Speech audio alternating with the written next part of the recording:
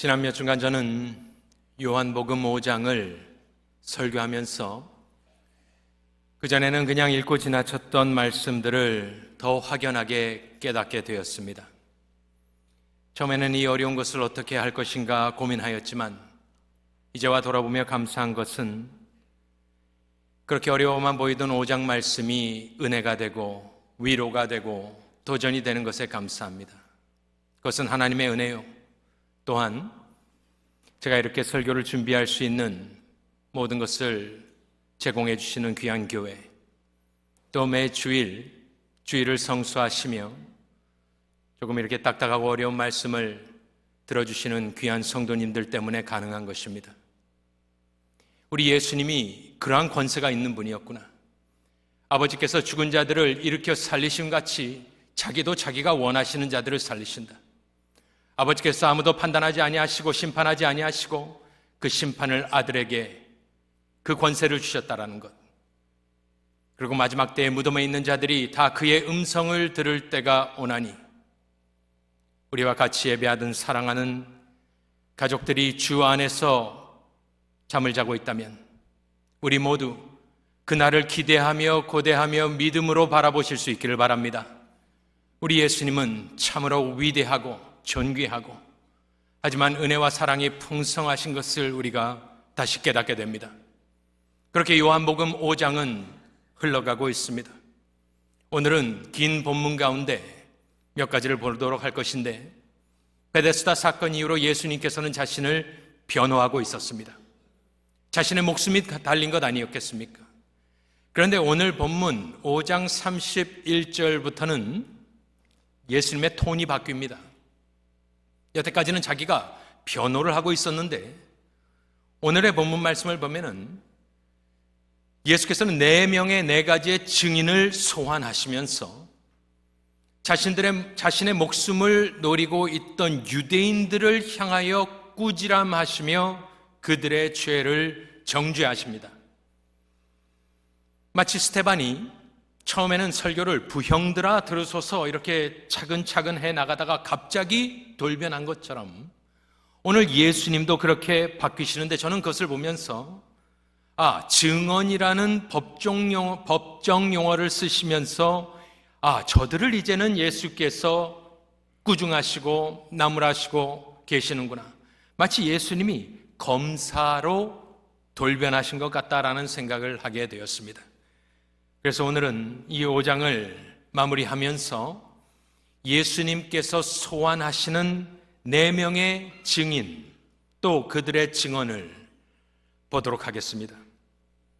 예수님은 그 누구의 판단도 증언도 필요 없는 분이지만 그들을 위해서 인생의 법정에 자신을 내어놓는 듯한 모습을 하시며 31절과 32절에 운을 띄우십니다.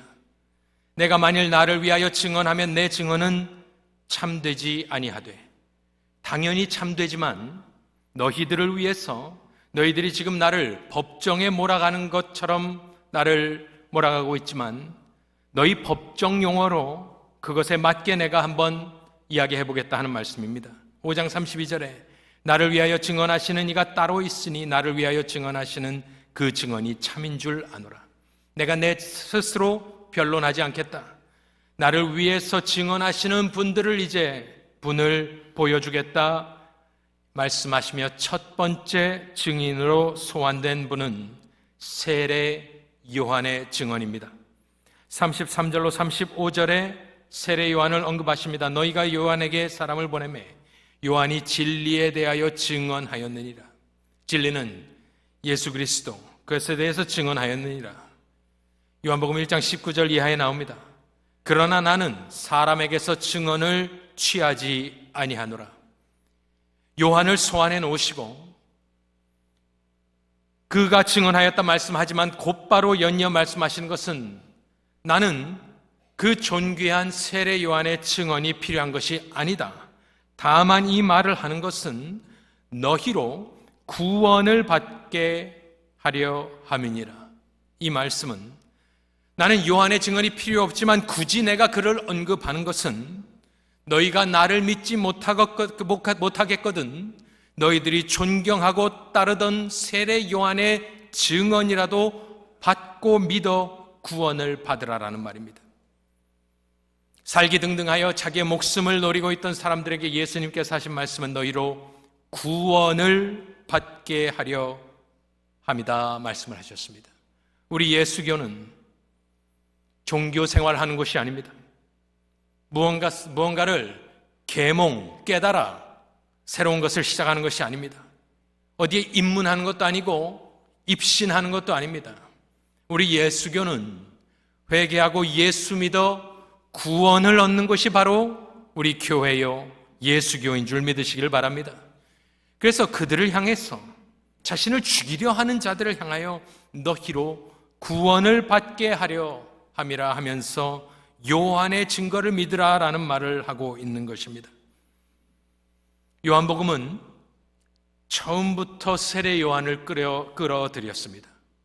요한복음을 쓰고 있는 사도 요한은 1장 초두는 얼마나 신비스러운 말입니까? 태초에 말씀이 계신 그 놀라운 진리를 설명하면서 사도 요한은 6번째 절부터 세례 요한을 끌어들입니다. 하나님께로부터 보내심을 받은 사람이 있으니 그의 이름은 요한이라. 그래서 1장의 반은 세례 요한에 대한 이야기입니다. 또 3장에서도 세례 요한의 이야기가 많이 나옵니다. 도대체 왜 이렇게 세례 요한이 중요한가? 오늘도 예수님이 증인으로서 자신에 대해서 증언하는 사람으로 세례 요한을 꼽으셨습니다.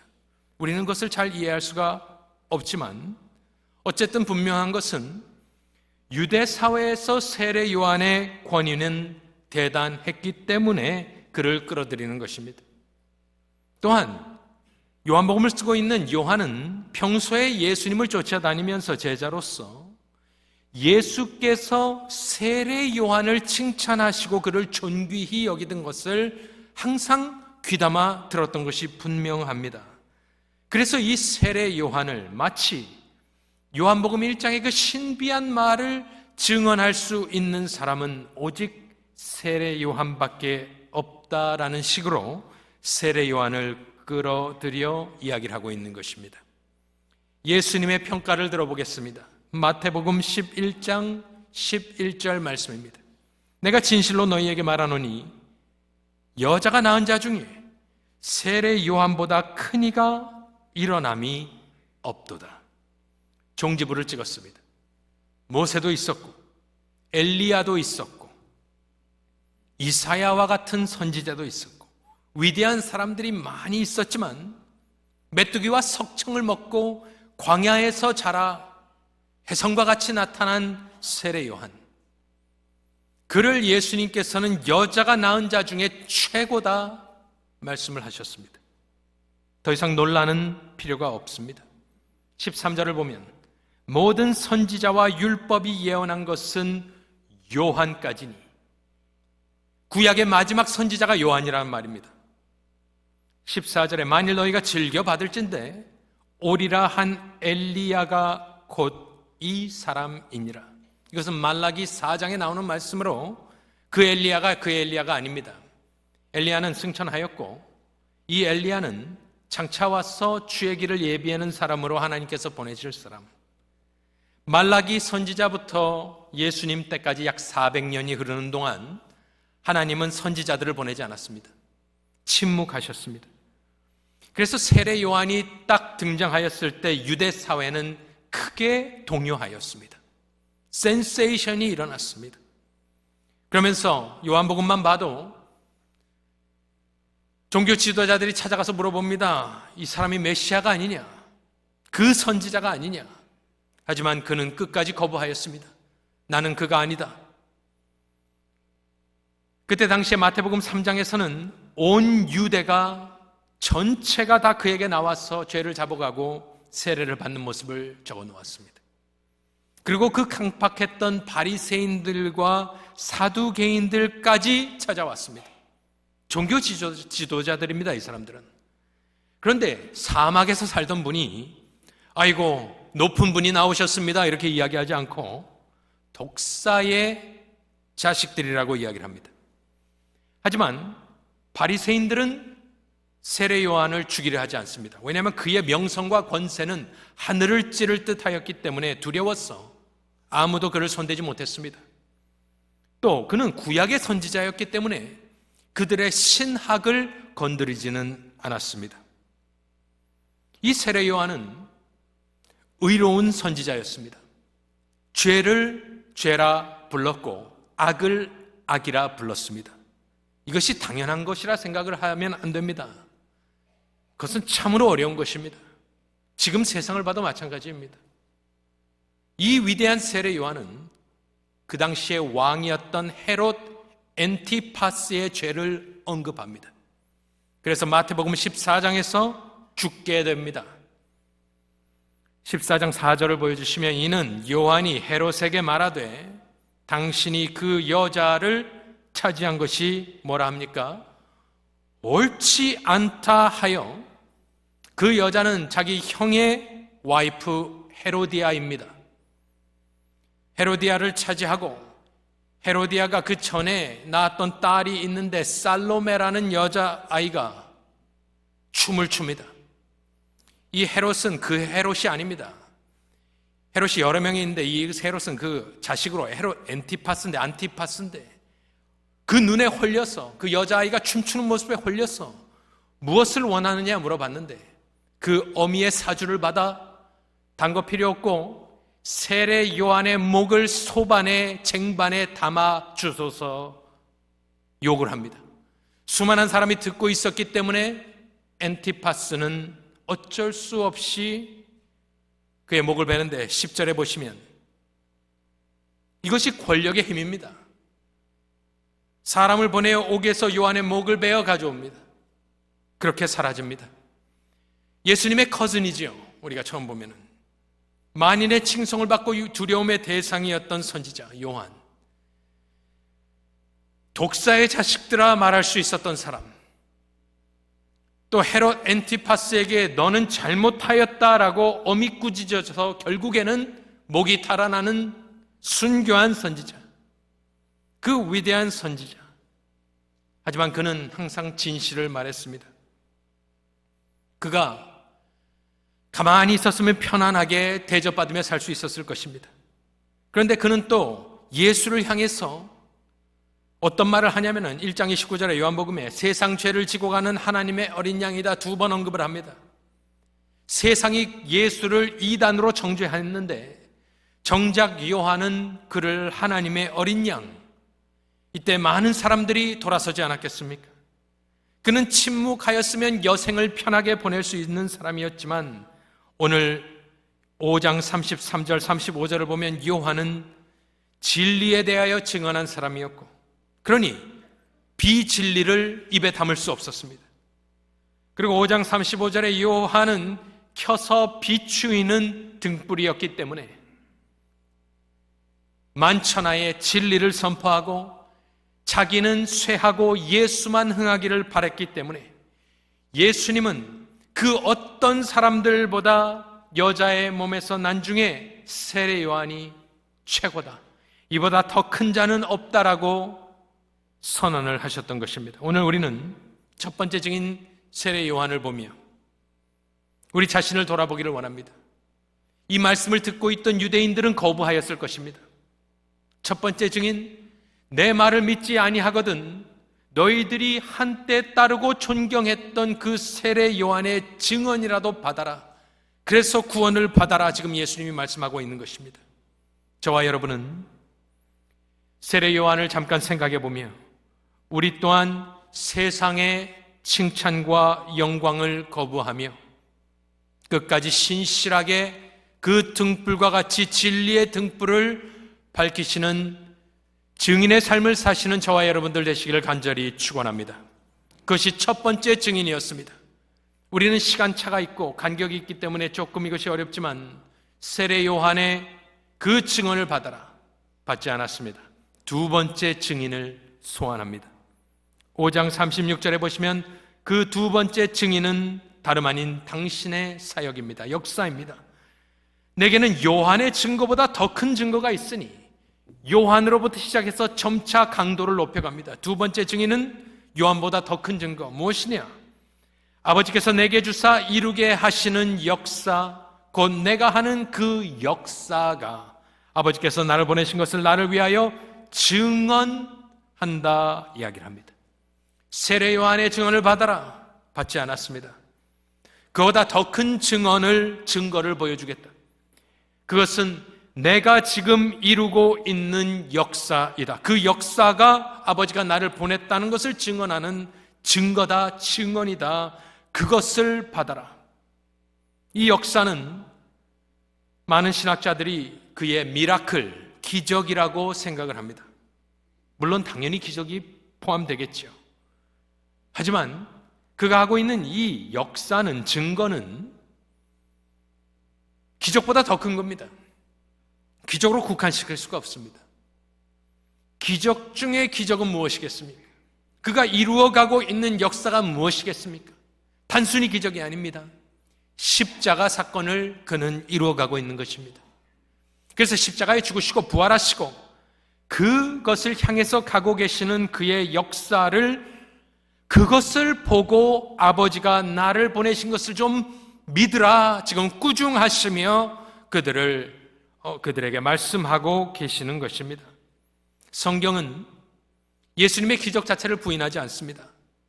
물론 보고 믿는 것을 요한복음은 그렇게 달가워하지는 않고는 있지만 예수님의 기적 자체를 부인하지 않습니다. 오히려 오늘 말씀에 보니까 이것은 아버지께서 내게 주신 일이다. 예수님께서 행하시는 모든 가르침과 행적, 기적, 결국에는 십자가로 가겠지만 이 모든 것은 아버지께서 주신 것으로 우리 예수 믿는 사람들은 성경을 읽으며 기적이 나올 때 우리는 어떻게 반응합니까? 다음 장에 보면 5,000명을 먹이시고 바다 위를 걸어가시고 하십니다.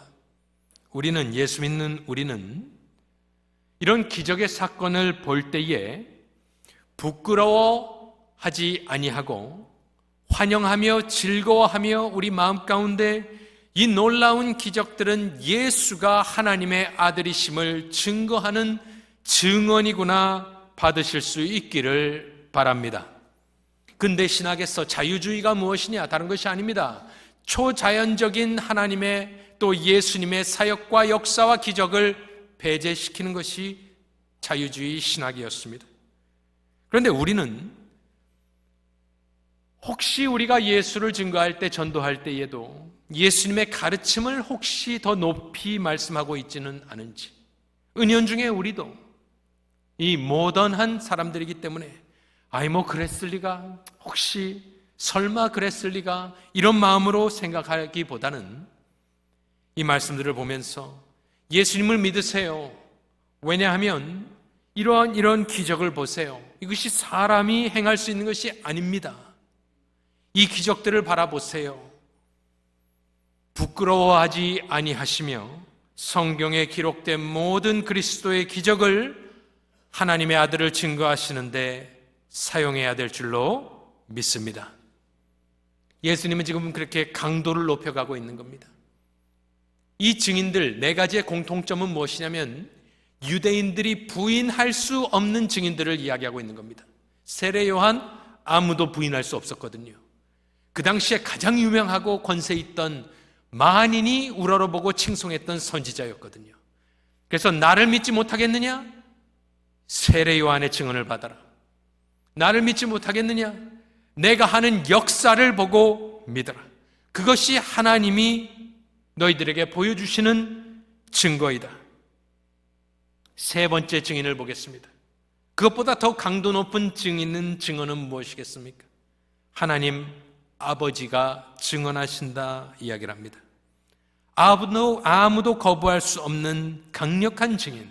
그 세 번째, 네 번째와 연관이 있지만 세 번째는 아버지입니다. 37절에 또한, 그렇습니다.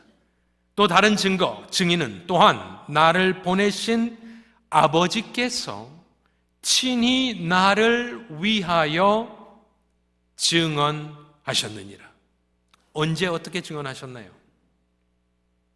언제 어디서 어떻게 아버지께서 친히 예수를 위하여 증언하셨나요? 그래서 성경학자들의 몇몇은 세례 요한에게 세례를 받을 때 하늘문이 열리고 아버지께서 말씀하셨던 음성, 혹은 마태복음 17장의 변화산에서 들었던 음성이 아버지께서 친히 아들을 위하여 증언한 것 아니겠느냐 이야기를 하는데, 그것은 예수님의 의도가 아닙니다. 왜냐하면 바로 여기 나옵니다. 37절 하반부를 읽어보면 너희는 아무 때에도 그 음성을 듣지 못하였고 그 형상을 보지 못하였으며, 바로 나옵니다. 그래서 예수님의 의도는 당신이 세례받을 때 혹은 변화산에서 있었던 이야기를 하고자 하는 것이 아닙니다. 그렇다면 아버지께서 아들을 친히 증언하신 것이 어디에 나와 있느냐라는 질문에 대한 대답이 바로 그 다음 절에 나오는데, 그것은 하나님의 말씀입니다. 38절, 그 말씀이 너희 속에 거하지 아니하니 이는 그가 보내신 이를 믿지 아니함이라. 언제 어디서 어떻게 하나님 아버지가 아들에 대해서 증언하였느냐 물어보신다면 예수님의 대답은 귀에 들리는 음성도 아니고 그 형상을 보는 것도 아니고, 그것이 증언이 아니고 그의 말씀이 너희 가운데 있는지 없는지, 그의 말씀은 어디에 있느냐. 그래서 네 번째 증언과 증인은 성경이 되는 것입니다. 이 말씀은 어떻게 우리가 적용하고 살아갈 수 있는가 생각해 보면, 요즘도 많은 사람들이 이렇게 하나님께 대들고 덤비지 않습니까? 당신이 살아있다면 당신의 모습을 보여주십시오. 만일 예수님이 진실이면 증거와 좀 보이고 들려주는 것을 나에게 보여주신다면, 들려주신다면, 그런 증거물들을 보여주신다면 믿겠습니다 라고 사람들이 이야기하지 않습니까? 그런데 오늘 예수님의 말씀에 따르면 그 질문 자체가 잘못되어 있다라고 이야기를 하는 겁니다. 이 하나님은 보이지 않는 하나님이기 때문에, 또 너희들이 그 음성을 아무 때도 듣지 못하였다. 그러니 하나님 들려주세요, 보여주세요, 이것 자체가 잘못된 것이고, 예수님을 직접 증언하신 아버지의 증언은 어디에 있느냐? 성경에 나와 있는 줄로 믿으시기를 바랍니다. 그래서 성경 외에는 다른 증언은 없다. 또 예수 자체가 하나님의 계시이기 때문에 더 이상의, 그 이상의 것도 그 이후의 증언도 없다라는 것이 바로 우리가 믿는 정통 교리입니다. 그래서 어떤 사람이 여기서 누가 이야기를 하고 저것이 증언이고 증거고, 우리 믿는 성도는 그것에 현혹되어서는 안 되는 것이고, 우리가 예수를 믿는 모든 증거, 아버지의 증거와 증언은 성경에 나와 있는 줄로 확실하게 믿으실 수 있기를 바랍니다. 히브리서 1장 1절과 2절에 보면 옛적에는 선지자들을 통하여 여러 부분과 여러 모양으로 우리 조상들에게 말씀하신 하나님이 이 모든 마지막에는 아들을 통하여 우리에게 말씀하셨다. 그래서 예수 그리스도가 하나님의 계시의 파이널이고 풀이고 컴플리트한 계시로 끝이 났다라는 것이 저희 개혁 신학입니다. 그래서 저와 여러분은 누가 어떻게 이야기하다, 어디에 무슨 증거가 있다더라, 어디에 무슨 신기한 증거가 있다더라, 우리는 거기에 현혹될 필요가 없이 예수님의 말씀을 믿으면 될 것 아니겠습니까? 당신을 위해 죽어주시고 부활하신 예수님이 지금 하나님 아버지는 그 음성을 들을 수도 없고 볼 수도 없고, 그 말씀이 너희 가운데 거하지 아니한다 정죄하셨기 때문에 우리는 그저 하나님의 말씀을 찾아보고 그 말씀 가운데 믿음의 확신을 얻는 것이 바로 성도의 본분이자 도리인 것입니다.